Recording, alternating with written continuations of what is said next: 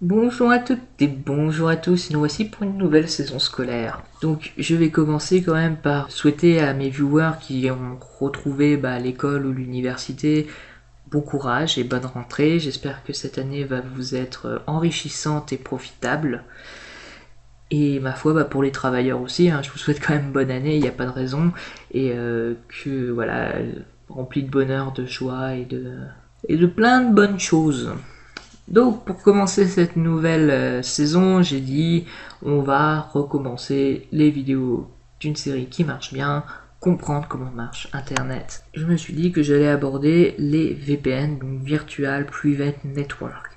Pourquoi ce sujet? Parce que hormis dans les initiés, on va dire, ceux qui s'y connaissent un petit peu en informatique, c'est vu comme quelque chose d'anonymisation, un outil d'anonymisation qui va nous permettre de discuter avec des gens de manière chiffrée, de choses qui est souvent dans l'opinion mal vue, et ça va nous permettre par exemple de pirater des films ou des conneries comme ça.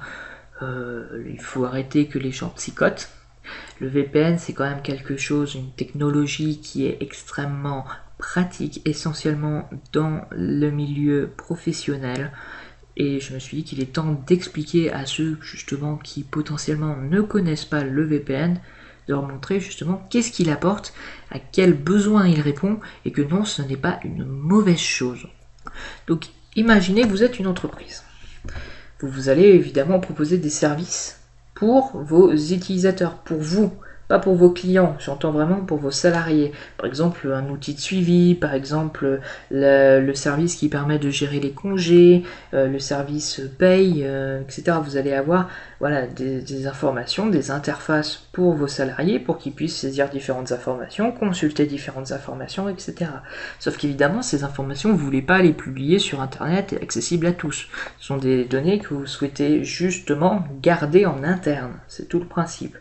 Donc pour ça, vous allez mettre tout simplement un serveur sur votre réseau local d'entreprise, puis derrière, vous allez faire des règles de pare-feu pour que à aucun moment vous allez pouvoir y accéder depuis l'extérieur. Donc c'est-à-dire que l'ensemble des machines qui sont connectées sur le réseau local d'entreprise vont pouvoir accéder à ce serveur sans problème, et par contre toute connexion qui va venir depuis Internet ne va pas pouvoir se connecter sur le serveur. Grâce à ça, vous êtes sûr que seules les personnes qui sont branchées sur votre réseau local peuvent accéder à ces informations, ce qui limite quand même le risque potentiel d'attaque. Et ça marche très bien sur les entreprises où les salariés sont forcément dans l'entreprise. Sauf que c'est rarement le cas. On peut avoir des travailleurs détachés, des personnes qui travaillent chez elles, on peut avoir des commerciaux qui vont badrouiller un peu partout pour aller chercher des clients, on peut travailler en régie et donc on va vendre différents employés à des clients, et donc ces employés vont travailler dans les bureaux du client, et donc l'ensemble de ces personnes ne seront pas forcément branchées sur notre réseau local d'entreprise. Et pourtant, ça serait bien qu'elles puissent accéder à leur service de congé, à leur service de paye, à leur service de tout plein de choses qui normalement est réservé pour les gens de l'entreprise. Alors qu'est-ce qu'on fait dans ces cas-là? Alors on va créer une DMZ, alors ça ce n'est pas obligatoire évidemment, mais comme vous pouvez le voir dans ma vidéo sur les DMZ, c'est quand même quelque chose qui est recommandé parce que ça apporte une couche de sécurité en plus. Mais sinon on peut très bien faire directement le serveur sur notre réseau local et s'amuser avec le pare-feu depuis là. Bref, pour mon cas on va vouloir sécuriser nos services, donc ici nous avons notre travailleur détaché, donc notre travailleur qui se trouve sur un site externe, et ici nous avons notre réseau d'entreprise. Donc l'idée c'est que tout le monde puisse accéder ici à un routeur. Routeur qui va avoir des règles de pare-feu, qui va pouvoir contrôler qui passe et ne qui passe pas, qui va amener ici vers un serveur, le serveur que l'on souhaite, où il va falloir s'authentifier pour avoir les services que l'on souhaite. Là, littéralement, ce qu'on est en train de faire, c'est tout simplement de faire un extranet. Ça veut dire qu'on va rendre quelque chose d'accessible sur le net, donc accessible depuis l'extérieur, mais il va falloir s'authentifier pour aller plus loin et pouvoir accéder à différents services. Il y a juste quelques problèmes, c'est que moi là évidemment je vais devoir communiquer pour accéder à ce serveur via Internet. Or Internet c'est une grosse masse, ça représente le nuage et on ne sait pas trop ce qui s'y passe, et potentiellement il peut y avoir des gens on va dire suspects qui vont pouvoir potentiellement écouter tout ce qui se dit et voler différentes informations, etc. Et ça, évidemment, on ne le veut pas. Si on a mis toute cette architecture en place, c'est justement pour sécuriser à peu près nos échanges. Donc on n'a pas envie que des gens écoutent ce qui se passe. Alors qu'est-ce qu'on fait? C'est très simple, on va créer ce qu'on appelle un tunnel. Nous allons mettre une sorte de gaine qui va relier directement de manière opaque l'utilisateur et le routeur, donc la zone cible. Et en fait, quand l'utilisateur va vouloir se connecter au SODI router, il va passer quelque chose en entrée, ça va passer dans cette gaine, ça va transiter dans cette gaine, et ça va ressortir pour le routeur. Or, l'avantage de cette gaine, c'est que justement, elle va être opaque, ça veut dire globalement derrière, qu'est-ce que ça veut dire? C'est que ça va être chiffré, et les gens qui vont être depuis l'extérieur et qui vont nous écouter sur internet vont pouvoir dire ah bah je peux voir qu'il y a quelque chose qui transite, je peux voir que cet utilisateur communique avec cet utilisateur, mais par contre je ne peux pas voir, je n'arrive pas à lire ce qui se disent. Donc ça déjà c'est important, ça va potentiellement casser un des mythes du VPN.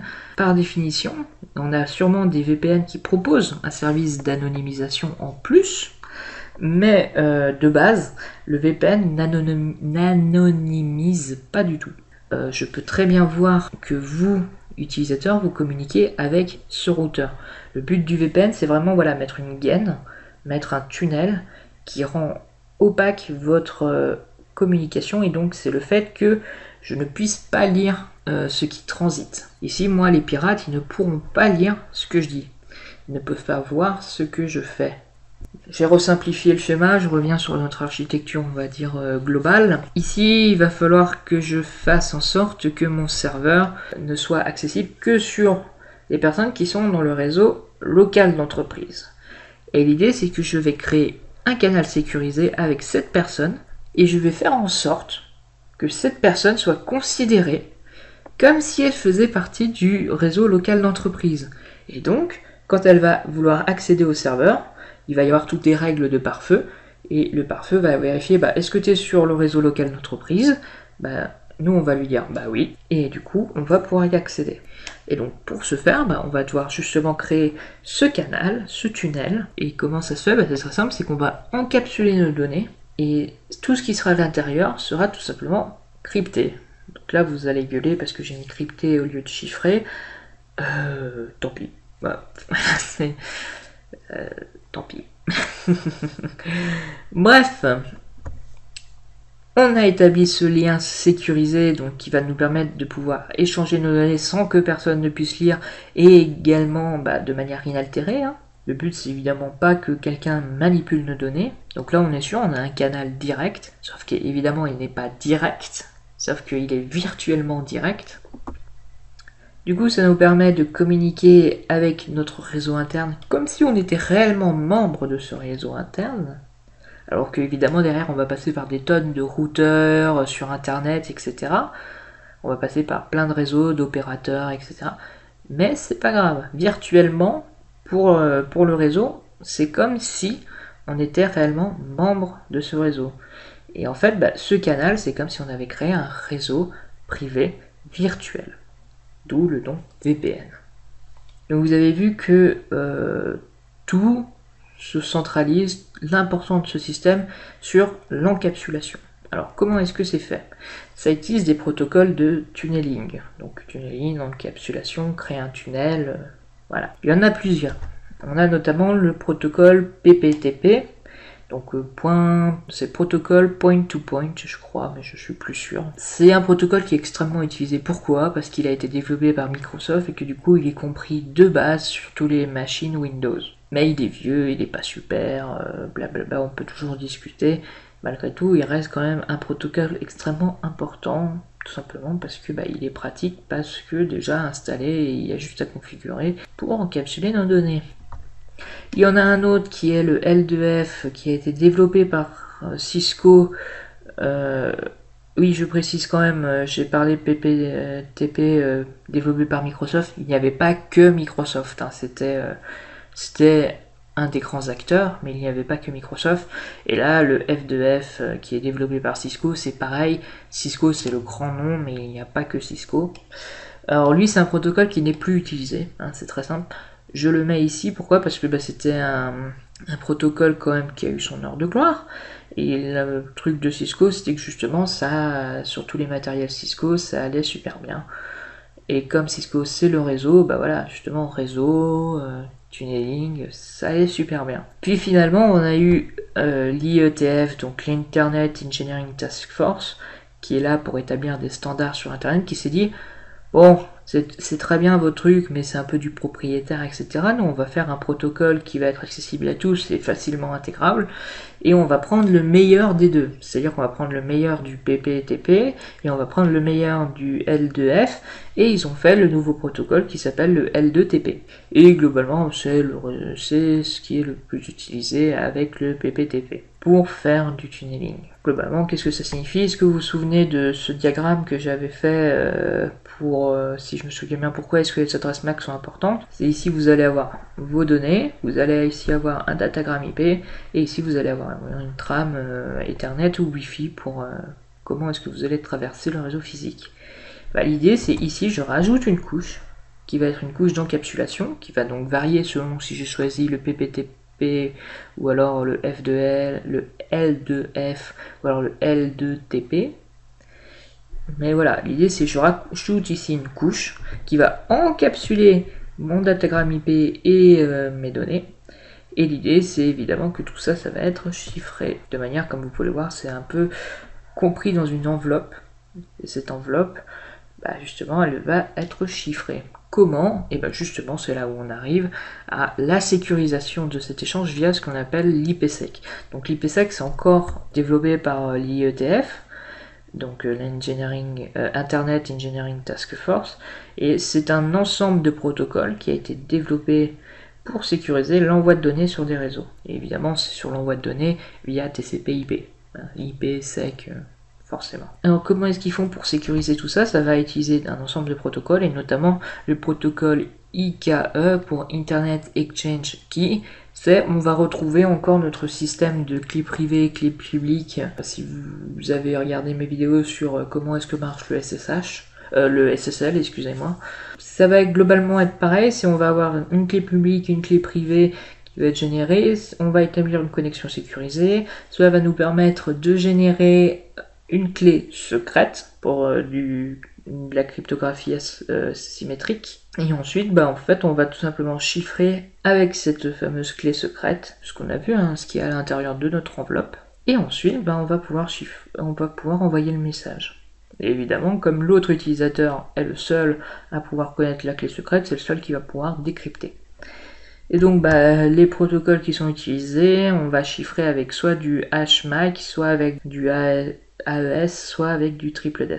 Voilà, ça c'est pour votre culture, si vous souhaitez vous plonger, je ne vais pas détailler comment marche le HMAC, le AES et le triple DES. C'est des protocoles de cryptologie symétrique. Donc, en conclusion, le VPN c'est vachement utilisé en entreprise. Moi par exemple, je suis chez un client et si je veux me connecter à mon réseau d'entreprise, j'utilise un VPN. Ça me permet justement de pouvoir communiquer avec mon entreprise et d'échapper également aux contrôles qui sont faits par les pare-feu.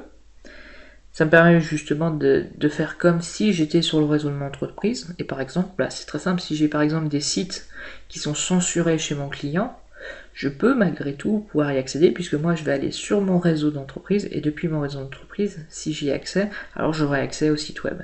Mais derrière, voilà, le VPN n'est pas une technologie mauvaise. L'utilisation qu'on en fait peut être potentiellement détournée, mais ça reste quelque chose de vraiment important dans le monde professionnel car ça permet de sécuriser nos échanges, ça permet d'accéder à des services qui sont normalement réservés au réseau interne, même lorsque l'on est en distance, sans perdre pour autant en sécurité. Et ça, c'est quand même quelque chose de très beau et de très pratique. Donc voilà, j'espère que cette nouvelle vidéo pour cette nouvelle saison va vous plaire. Si c'est le cas, n'hésitez pas à mettre un pouce bleu sur cette vidéo, n'hésitez pas à la partager, à aimer, à mettre sur les réseaux sociaux, montrez-moi que vous l'aimez, et bref, je vous dis merci et à une prochaine fois pour une prochaine vidéo. Allez, à plus!